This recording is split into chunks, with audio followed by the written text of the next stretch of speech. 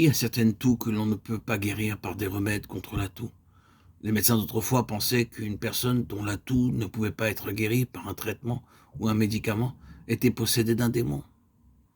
Lorsque les médecins commencèrent à examiner le sang au moyen du microscope, ils découvrirent que la toux était provoquée par de nombreux corpuscules blancs, et lorsqu'on donnait un traitement adéquat, la toux cessait.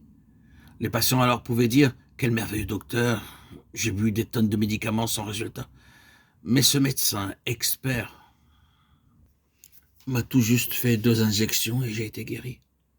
Cependant, en réalité, c'est la découverte du microscope qui avait permis le succès. Laissez la lumière de Dieu entrer pleinement en vous, ne l'en empêchez pas. Au début, ce sera une expérience très humiliante. Saül était extrêmement orgueilleux de sa connaissance, de son intelligence, mais la lumière de Dieu le jeta à terre. Cet homme portait sous ses 2 bras de nombreux dossiers, étant menti de la part des prêtres du pouvoir d'emprisonner tout croyant qu'il rencontrerait. Son cerveau était rempli d'idées et ses mains de mandats d'arrêt. Il se pressait pour capturer les croyants de Damas, mais ses idées, autant que ses dossiers, s'évanouirent. Il était là, dans la poussière, et le Seigneur lui disait « Tu gaspilles ton temps, ton argent, ton énergie, tu rejambes contre des aiguillons, tu seras toi-même blessé et brisé. Saül, crois-tu pouvoir arrêter mon œuvre? Tu ne sais pas tout le mal que tu te fais à toi-même. » Oh, frères et sœurs en Christ bien-aimés, aussi longtemps que nous vivons notre propre vie, tout sincère que nous puissions être, nous rejambons contre les aiguillons et nous faisons du tort à nous-mêmes. Ainsi, nous devenons de plus en plus sourds et aveugles spirituellement. Saül fut aveugle pendant 3 jours afin qu'il puisse reconnaître sa cécité spirituelle devant Dieu.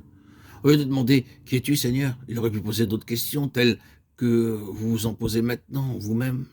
Le Seigneur répondit « Je suis Jésus que tu persécutes. » Le nom de Jésus signifie « Il sauvera son peuple de ses péchés ». Le Seigneur lui dit en fait « Lorsque tu es et que tu persécutes mon peuple, c'est moi que tu es et que tu persécutes. Mais je suis le Sauveur. Bien que tu haïsses mon nom et que tu blasphèmes, je t'aime cependant. Saül, c'est pour toi que j'ai versé mon sang et que j'ai donné ma vie. » Le Seigneur vous dit la même chose. Vous pouvez le respecter, mais la question suivante se présente néanmoins. A-t-il pardonné vos péchés? Vous a-t-il délivré de votre nature de péché? Est-il venu vivre en vous? Prenons un exemple. Voilà un médecin très capable et extraordinaire. Aussi les gens accourent chez lui, en foule et de très loin. Si je dis cela à d'autres, ils peuvent me poser la question. Mais vous a-t-il guéri? Avez-vous jamais été le voir? Si je dis non, pas moi, mais c'est ma femme qui le dit. Ils s'impatienteront et demanderont, mais qu'en est-il de vous? Le Seigneur Jésus-Christ dit, je suis Jésus, je suis le Sauveur. Je suis mort pour tes péchés. Si vous dites qu'il est devenu votre Sauveur, l'en avez-vous remercié? Avez-vous obtenu l'assurance que vos péchés sont effacés? Vous a-t-il libéré de votre nature de péché? Est-il venu habiter en vous?